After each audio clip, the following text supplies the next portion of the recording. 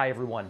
Here are some things that have transpired since we last checked in. I spoke with healthcare providers and community organizations across New Hampshire about urgent threats that patients, communities, and hospitals are facing because of cuts to Medicaid and other vital services as part of the Trump administration's budget bill.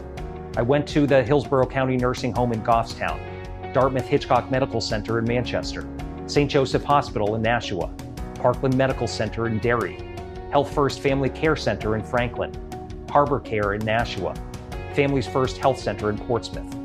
The consequences of these cuts are very real for our communities, with 3 healthcare facilities in our state already having announced upcoming closures because of federal funding cuts.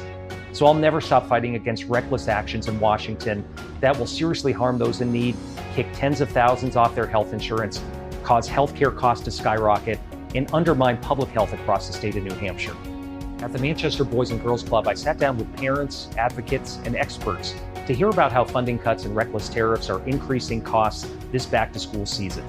I also met with parents, small businesses, and childcare providers at Waypoint to talk about this subject too. The cost of going back to school has always been a significant line in most family budgets, but this year, things are being made even more challenging by wrong-headed policies that are increasing costs and making back to school even more stressful. I spoke with small businesses in the Mount Washington Valley about the reckless trade war and the way that it's driving up costs.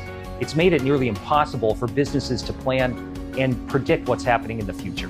These Granite State businesses are seeing and feeling the negative impacts firsthand. That's why I've introduced legislation to exempt small businesses from President Trump's Liberation Day tariffs, as well as the tariffs that he's imposed on Canada. So while this administration is delivering higher prices and fewer services, we know that families and small businesses are desperate for relief. So I'll continue working to overturn bad policies and push to provide support for our small businesses and working families. So that's just a few things that happened over the last few weeks. Thanks very much for listening, and we'll talk to you all again soon.